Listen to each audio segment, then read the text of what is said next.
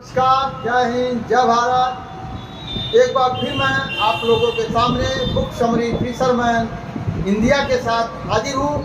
दोस्तों, मेरे चैनल के सभी दर्शकों को मेरा सादर प्रणाम, नमस्कार, जय हिंद, जय भारत। आज मैं आप लोगों को बात बताने वाला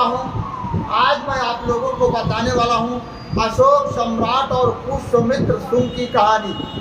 अशोक सम्राट और पुष्यमित्र शुंग की कहानी। पुष्यमित्र शुंग कौन था, उसका रोल क्या था, अशोक सम्राट जो थे उनका क्या रोल था, दोनों में क्या अंतर है, जो कि आप लोग ये जानेंगे। अशोक सम्राट एक बहुत ही भारत के चक्रवर्ती सम्राट हुए, जिनके नाम से आज भारत का सिक्का चलता है, जिनके नाम से पूरी दुनिया में एक पहचान मिली है। उनका और पुष्यमित्र का आपसी झगड़ा क्यों था। तो दोस्तों, बने रहिए। आप लोग वीडियो के अंत तक जब आप लोग बने रहेंगे, आपको अवश्य समझ में आएगा। ये सारी गाथा आपको बिल्कुल विस्तार से समझ में आएगा। दोस्तों, अभी तक अगर आप लोग हमारे इस चैनल को सब्सक्राइब नहीं किए हैं तो आप लोग सब्सक्राइब करके इसको बेल आइकन को दबा करके ऑल कर दीजिए, ताकि आपको समय समय पर यह बुक समरी फिशरमैन इंडिया आपके तक जाए और आपको एक बेहतर जानकारी मिले। दोस्तों, अब मैं बताता हूं, जो यहाँ पर ब्राह्मण लोग जब हमारे भारत में आए, और आज भी है, ये बिल्कुल सत्य प्रत्यक्ष और प्रमाण है। उन लोगों ने अपने आप को कहा कि मैं दुनिया का सबसे बड़ा आदमी हूँ, मुझको आप पूजा करो, मुझको आप जानो, मुझको आप मानो, मुझसे बड़ा दुनिया में कोई नहीं है। लेकिन इस बात को स्वीकार कौन नहीं कर रहा था? इस बात को स्वीकार जो है अशोक सम्राट, जो देवनापी, उनको ये बात हजम नहीं हुई। वो इस बात को नहीं मान रहे थे, और ये काफ़ी दिनों तक लड़ाई कई सालों तक चली। लेकिन जब देखे अशोक सम्राट ये तो एक बहुत बड़ा यहाँ पर आडंबरवाद और अंधविश्वास फैल जाएगा, तो उन्होंने क्या किया, बौद्ध धर्म को अपनाया, और बौद्ध धर्म को अपना करके उन्होंने समस्त भारतवर्ष में जो है उन्होंने बौद्ध धर्म का प्रचार प्रसार किया। अखंड भारत जो था हमारा, बर्मा, सिंगापुर, रंगून तक, ईरान, इराक तक, अफगानिस्तान, पाकिस्तान तक, चीन, तिब्बत तक, तो समस्त जो है कि देशों को उन्होंने अखंड भारत जो था उसमें तमाम बौद्ध स्तूप बना करके उन्होंने इनको जो बड़े होने का अस्तित्व को खत्म किया। क्योंकि महात्मा बुद्ध के जो अनुयायी दो लोग हैं, वहाँ पर बड़ा उसको माना जाता है, उम्र का बड़ा नहीं होता, कोई जाति का बड़ा नहीं होता है। जो पहले आता है, धर्म को अपनाता है, वो बड़ा होता है। जो बाद में आए, चाहे वह राजा क्यों न हो, वह बड़ा नहीं होता। तो उन्होंने क्या किया, उन्होंने समस्त अखंड भारत में उन्होंने बौद्ध धर्म का प्रचार प्रसार किया, बौद्ध धर्म को माना। उन्होंने बौद्ध स्तूप बनवाने के लिए उन्होंने तात्पर्य और कार्य भी किया। लेकिन इस बात को पुष्यमित्र शुंग, जो यमनी यूनान का ब्राह्मण था, पुष्यमित्र शुंग को ये बात हजम नहीं थी। पुष्यमित्र शुंग को ये बात हजम नहीं थी। उन्होंने अशोक सम्राट के जाने के बाद, उनके लड़के महेंद्र और संघमित्रा को जाने के बाद, ये सब होने के बाद, वह एक पुष्यमित्र शुंग नाम का जो ब्राह्मण, उन्होंने क्या किया, समस्त भारतीय राजाओं को कत्लेआम किया। कत्लेआम करने के बाद वह क्या किया, जितना भी धन था, जितना भी राजाओं की संपत्ति, उन्होंने अपने समुदाय को, ब्राह्मण समुदाय को देने का वो कार्य किया। और वहाँ से क्या बन गया, उनके वो भगवान बन गए, उनके वो शंकर बन गए, उनको विष्णु बन गए। यानी तमाम जो देवता बड़े बड़े उच्च कोट के पुष्यमित्र शुंग को बना करके पेश कर दिया गया। और उन्होंने उसके बाद क्या किया, जब पुष्यमित्र शुंग ने, उसके बाद उन्होंने ब्राह्मण के हित के लिए मनुस्मृति एक जो है बुक लिख करके उन्होंने पारित किया। उन्हीं को मनु महाराज बनाया गया। उन्होंने पारित किया, जिसमें संपूर्ण अधिकार केवल ब्राह्मण को मिला, बाकी किसी को नहीं मिला। संपूर्ण अधिकार जो है कि ब्राह्मण को मिला, बाकी किसी को नहीं मिला। आज भी आप देखेंगे, आज भी वो संपूर्ण अधिकार उनके पास है, चाहे राजनीतिक सत्ता से लेकर के या गांव के गलियारों तक, संपूर्ण अधिकार आज उनके पास है। और उन्होंने आज आप देखिए मंदिर बनाइए, बड़ा से बड़ा मंदिर बनाइए, लेकिन उसमें पुजारी कौन रहता है? उसमें पुजारी ब्राह्मण रहता है। तो आज उनको जो है कि संपूर्ण अधिकार मिला हुआ है। और उन्होंने क्या किया?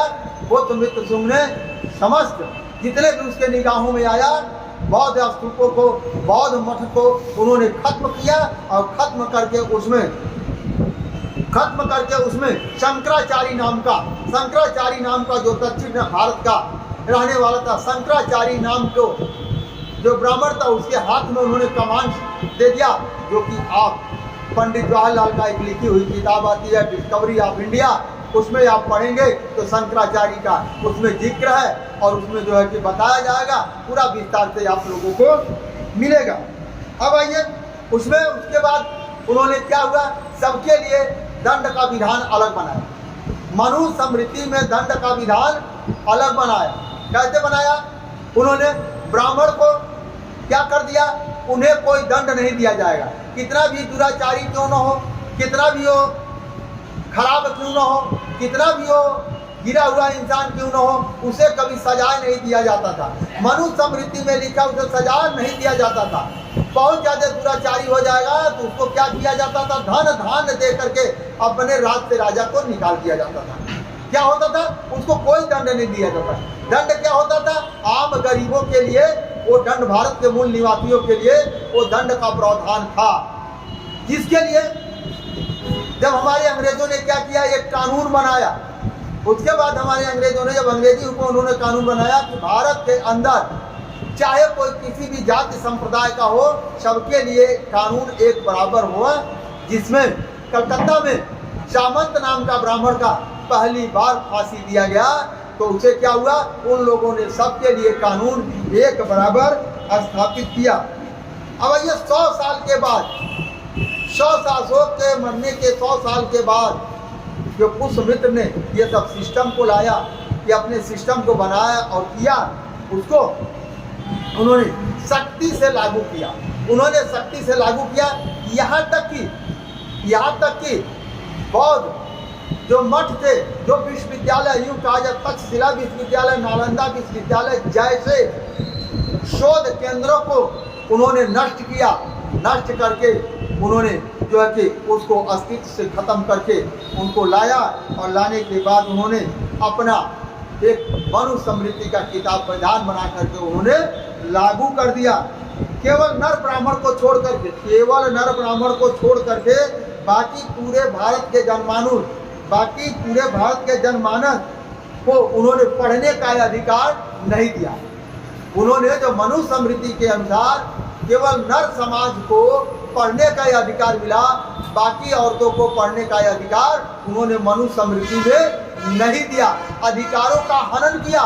यहाँ तक कि छोटी जातियों को, SC ST OBC समाज को भी पढ़ने का अधिकार नहीं मिला। यहाँ तक जब अंग्रेजी हुकूमत हुआ तब वहाँ तक जो 10% मुश्किल से लोग पढ़े लिखे लोग मिलते थे। 10% मिलते थे वो किसके समाज में? ब्राह्मण समाज में। अदर समाज में कितने मिलते थे? बहुत मुश्किल से मिलते थे, 3% लोग मिलते थे। तो क्या हुआ? 3 से 4 लोग मिलते थे। ये जो हमारा मनुस्मृति का जो सिस्टम जो बना 1951 में जनगणना के आधार पर भारत में केवल 10% लोगों को साक्षर के रूप में पाया गया। शिक्षित के नहीं, साक्षर के रूप में, यानी जो अपना लोग नाम लिख सके ऐसे लोगों को पाया गया। जिसमें 18% जो लोग जो थे वो बिल्कुल एकदम अनपढ़ थे बिल्कुल, कि उनको कुछ भी नहीं पता था। पढ़ाई क्या होती है, लिखाई क्या होती है, उनको बिल्कुल नहीं पता था। जब अंग्रेजों ने ये जब स्थिति को देखा तो उन्होंने क्या किया? गांव-गांव के क्षेत्रों में जाकर उन्होंने स्कूल खोलने का काम किया और उसमें सभी समुदाय को पढ़ने के लिए उन्होंने अधिकार दिया। यहाँ तक कि उच्च क्वालिटी का जो शिक्षा का उन्होंने प्रावधान बनाया, उसको इंग्लिश मीडियम से उन्होंने किया कि भारत के अंदर के लोग वे इंग्लिश पढ़ेंगे, उच्च क्वालिटी